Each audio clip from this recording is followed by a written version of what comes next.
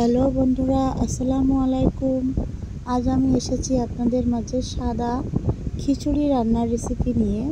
তো বন্ধুরা, সাদা খিচুড়ি কিভাবে রান্না করবেন এবং খিচুড়িটা কিভাবে সাদা হবে সেই রেসিপি আপনাদের সঙ্গে শেয়ার করব। খিচুড়িটা রান্না করব আমি গরুর মাংস, মুগ ডাল, ছোলার ডাল, মুসুরির ডাল দিয়ে। অবশ্যই করে আমি সাদা খিচুড়ি যেহেতু রান্না করব সেহেতু হলুদ কিন্তু ব্যবহার করব না। তো খিচুড়ির জন্য যা যা উপকরণের প্রয়োজন সব কিছু আমি গুছিয়ে নিয়েছি, যেমন পেঁয়াজ কুচি, রসুন কুচি, তারপর শুকনো মরিচ গুঁড়ি, কাঁচা মরিচ কেটে নিয়েছি, তারপর গরম মশলা, তেজপাতা এবং অবশ্যই নিয়েছি বাটা মশলা, আদা রসুন এবং জিরা বাটা। আর খিচুড়িটা রান্না করব আমি আতপ চাল দিয়ে। চালটা আমি আপনাদের আগেই দেখিয়ে দিয়েছি। আর যেহেতু গরুর মাংস দিয়ে রান্না করব আর চালটা আতপ চাল, সেহেতু আমি গরুর মাংসটা কিন্তু আগে সেদ্ধ করে নেব প্রেসার কুকারে। আমি অল্প অল্প সব রকমের মশলা দিয়ে একটা কুকারে আমি গরুর মাংসটা একটু সেদ্ধ করে নেব। তো সেদ্ধ বলে যে খালি সেদ্ধ সেটা না, সব মশলাই দিব, দিয়ে একটু 2-3টা ছিটি দিয়ে নেব। অল্প রান্না করে নেব। পুরোপুরিটা মাংস গলে যাবে না, আস্ত থাকবে, রান্নাটাও ভালো হবে। যাই হোক, সব মশলার উপকরণ দিয়েছি, দিয়ে প্রেসার কুকারে 2-3টা ছিটি দিচ্ছি। এখন আমি মুগ ডালটা একটু ভাজি করে নেব। যেহেতু খিচুড়িতে মুগ ডাল দিব, তো অবশ্যই কাঁচা মুগ ডাল দিলে কিন্তু গন্ধ আসবে, যার জন্য একটু ভাজি করে নিয়েছি। মুগ ডাল ভাজি করে নামিয়ে নিয়ে কড়াইতে আমি বেশ খানিকটা তেল দিয়ে, কড়াই বলে ফেলেছি, রান্নাটা হাঁড়িতেই করছি।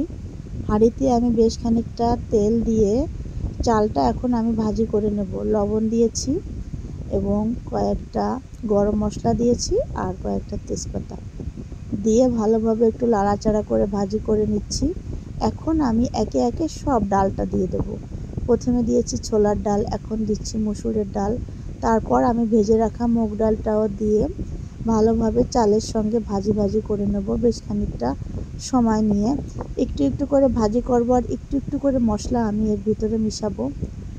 আমি কিন্তু অলরেডি গরম মশলা দিয়ে দিয়েছি এবং তেজপাতা দিয়েছি। যাই হোক, এখন আমি পেঁয়াজ কুচি, কাঁচামরিচ কুচি এবং রসুন কুচি দিয়েছি। রসুন আমি আস্তও দিয়েছি, কুচি করেও দিয়েছি।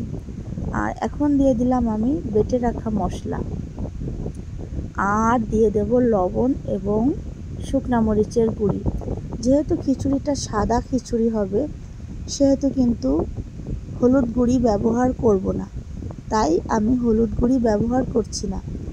যাই হোক, মশলাটা চালের ভিতরে দিয়ে ডাল চাল একসঙ্গে ভাজি করে নিচ্ছি। আলুগুলোও আমি দিয়ে দিলাম, দিয়ে এখন আমি সেদ্ধ করে রাখা, অল্প রান্না করে রাখা গরুর মাংসটাও আমি এই খিচুড়ির চালের ভিতরে দিয়ে নাড়াচাড়া করে গরম পানি দিয়েছি। পরিমাপ মতো গরম পানি দিয়ে আমি চুলার জালটা বাড়িয়ে দিয়ে একটা ঢাকনা দিয়ে ঢেকে দেব। বেশ কিছুক্ষণ ঢাকনা দিয়ে ঢেকে দেয়, একটু উঁচু করে ঢাকনাটা একটু নাড়াচাড়া করে দিচ্ছি, যাতে নিচে আমার খিচুড়িটা লেগে না যায়। যাই হোক, আমি উপর নিচ করে আবার ঢাকা দিয়ে দিয়েছি। ঢাকা দিয়ে বেশ কিছুক্ষণ পর উঁচু করে দেখি যে খিচুড়িটা হয়ে গিয়েছে। এখন আমি এইভাবে উপর থেকে নিচ এবং নিচ থেকে উপরে দিয়ে খিচুড়িটা আরেকটু ঢেকে আমি নামিয়ে নেব। আমি শুকনা মরিচের গুঁড়ি দিয়েছি, তার জন্য হালকা একটু লালচে ভাব হয়েছে, কিন্তু হলুদ ভাব আসেনি। কিন্তু হলুদ ভাবটা না আসার কারণ একটাই, আমি হলুদ গুঁড়ি ব্যবহার করিনি। এইভাবে আপনারা সাদা খিচুড়ি রান্না করবেন। আর আমি কয়েকটা রসুন দিয়েছিলাম আস্ত রসুনটা কিন্তু দাঁতের নিচে পড়লে খুব ভালো লাগে খেতে। রসুনটা সেদ্ধ হয়েছে, গলে যায়নি এবং আস্ত আছে। আমি আপনাদেরকে দেখিয়ে দিচ্ছি আস্ত রসুনটা কত সুন্দর গলে গিয়েছে। এই দেখুন, চাপ দিলে গলে যাবে কিন্তু আস্ত থাকবে। অনেকে কিন্তু এভাবে আস্ত রসুন পছন্দ করে।